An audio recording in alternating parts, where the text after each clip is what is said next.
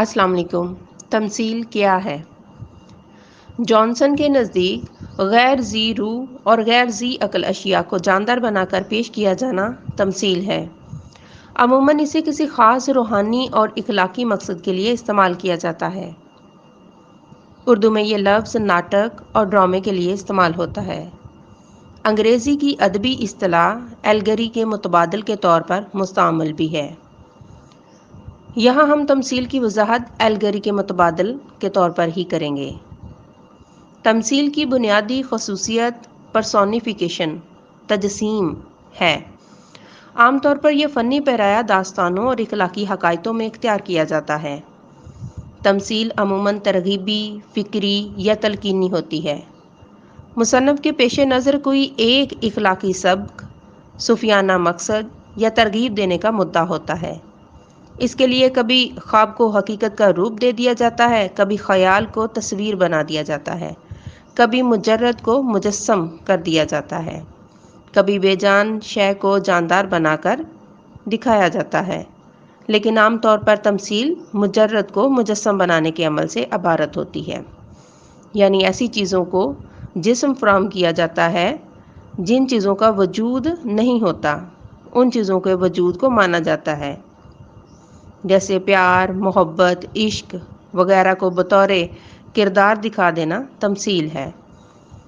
Doctor سید عبداللہ لکھتے ہیں، ایلگری میں عام طور پر لکھنے والا بعض مجرد صفات کو مجسم بنا کر پیش کرتا ہے۔ ان کی شکلیں ایسی ہوتی ہیں کہ وہ بظاہر ہر ذی روح دکھائی دیتی ہیں۔ تمثیل کے کردار عموماً مجرد ہوتے ہیں۔ مصنف کچھ صفات کو پرسونیفائی یعنی مجسم کر کے کردار بنا دیتا ہے۔ ان کرداروں کو بھرپور طریقے سے پیش کیا جانا یوں کہ وہ محض خیالی نہ رہیں بلکہ حقیقی انسان بن جائیں۔ اردو میں اس کی بہترین مثال ملا وجی کی سبرس ہے، جس میں ہمت، عشق، نظر، کرشمہ، فخر وغیرہ جیسے احساسات کو بطور کردار پیش کیا گیا ہے۔ اسی طرح مولانا الطاف حسین حالی کی معروف نظم مناظرہ رحم و دل، رحم و انصاف بھی ہے، جس میں رحم اور انصاف جیسے مجرد تصورات کو انسانوں کی طرح مجسم کر کے دکھایا گیا ہے۔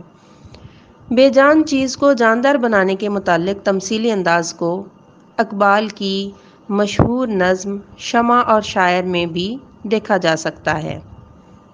شمع کی تمثیلی علامت اس نظم میں موجود ہے، کیونکہ شمع بے جان چیز ہے اور وہ جب شاعر سے مکالمہ کرتی ہے تو اس بے جان کو بطور جاندار دکھانا تمثیل ہے۔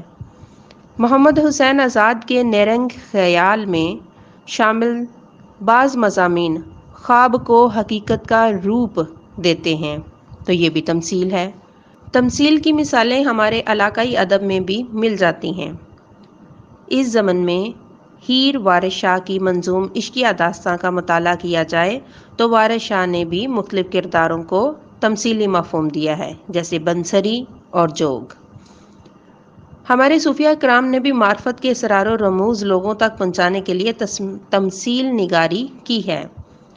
مولانا جلال الدین رومی کی مشہور مثنوی مانوی میں تمثیلی کہانیاں موجود ہیں۔ مثال کے طور پر اس کے آغاز میں بنسری کا تمثیلی کردار ہے، بش نواز نے چوں حکایت می کنن، از جدائی ہا حکایت می کنن۔ بنسری اس لیے پرسوز فغاں بلند کرتی ہے کہ اسے بانسوں کے جنگل سے جدا کر دیا گیا ہے، وہ دراصل جدائی کی شکایت کرتی ہے۔ یہ تمثیلی انداز ہے کیونکہ حقیقت اس کے برعکس ہوتی ہے۔ تمثیل ترغیبی، فکری یا تلقینی ہوتی ہے۔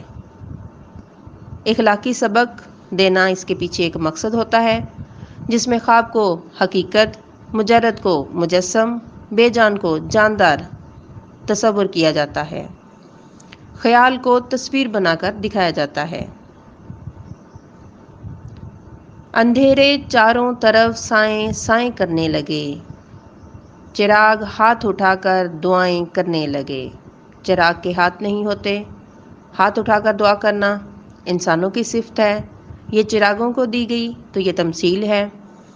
لہو لہان پڑا تھا زمیں پر ایک سورج، پرندے اپنے پروں سے ہوائیں کرنے لگے۔ لہو نکلنا انسانی خصوصیت ہے، یہ جانداروں کی خصوصیت ہے، تو سورج لہو لہان نہیں ہو سکتا، یہاں سورج کو جاندار بنا کے پیش کیا گیا، یہ تمثیل ہے۔ جلس رہے ہیں یہاں چھاؤں بانٹنے والے، وہ دھوپ ہے کہ شجر التجائیں کرنے لگے۔ التجا کرنا انسان کی خصوصیت ہے، یہ درختوں کو دے دی گئی، یہ بھی تمثیل کی ایک صورت ہے۔ ایک نظم ہے فرسٹ ایئر کے سلیبس میں، اگر کسی کو اتفاق ہوا ہو 11ویں جماعت کی انگلش پڑھانے کا، the Night Mail WH Auden کی۔ WH ایڈن نے اس میں ایک لائن استعمال کی، snorting noisily as she passes, train غصے سے پھنکارتی ہے جب گزرتی ہے۔ پھنکارنا جانداروں کی خصوصیت ہے، یہ بے جان کو جاندار بنا کے پیش کیا گیا، یعنی پرسونیفیکیشن ہوئی ہے، اور یہ تمثیل کی قسم ہے، تمثیل کی مثال ہے۔ نظم شمع اور شاعر کے کچھ اشعار۔ تھا جنہیں ذوق تماشا وہ تو رخصت ہو گئے، لیکن اب تو وعدائے دیدار عام آیا تو کیا۔ انجمن سے وہ پرانے شعلہ آشام اٹھ گئے، ساقیہ محفل میں تو آتش بجام آیا تو کیا۔ آخر شب دید کے قابل تھی بسمل کی تڑپ، صبح دم کوئی اگر بلائے بام آیا تو کیا۔ یہ مکالمے شمع کے شاعر سے ہیں، یہ شمع کا جواب ہے شاعر کو۔ شمع تو بے جان ہے لیکن وہ مکالمہ کرتی ہے، تو یہ خوبصورت مثال تمثیل کی ہے۔ یہ 3 اشعار تغزل کے معنی میں بھی آتے ہیں، کیونکہ علامہ اقبال کے ان اشعار میں واضح طور پر تغزل موجود ہے، باوجود اس کے کہ یہ غزل کے اشعار نہیں، نظم کے اشعار ہیں، جس سے ہمیں پتہ چلتا ہے کہ تغزل نظم میں بھی موجود ہوتا ہے اور غزل میں بھی ہو سکتا ہے۔ یوں تمثیل ہمارے سامنے خواب کو حقیقت میں دکھایا جائے تو بھی تمثیل ہے، مجرد کو مجسم دکھایا جائے تو بھی تمثیل ہے، بے جان کو جاندار بنا کے دکھایا جائے تو بھی تمثیل ہے، خیال کو تصویر بنا کے دکھایا جائے تو بھی تمثیل ہے۔ تمثیل ترغیبی، فکری یا تلقینی ہوتی ہے، اور تمثیل نگاری کے پیچھے ایک مقصد ہوتا ہے، اخلاقی سبق دینا اس کا مقصد ہوتا ہے، اور صوفیہ کرام جو ہیں وہ تمثیل نگاری سے اپنا اخلاقی سبق جو ہے وہ اور اپنا نقطہ نظر جو ہے وہ دوسروں میں دکھانے، بتانے اور پھیلانے کا جو ہے وہ ذریعہ سمجھتے تھے۔ تو تمثیل ترغیبی، فکری اور تلقینی ہوتی ہے، اور تمثیل جو ہے یہ ایک ذریعہ ہوتا ہے جس کے ذریعے جو اخلاقی سبق ہے وہ دوسروں تک پہنچایا جائے۔ شکریہ۔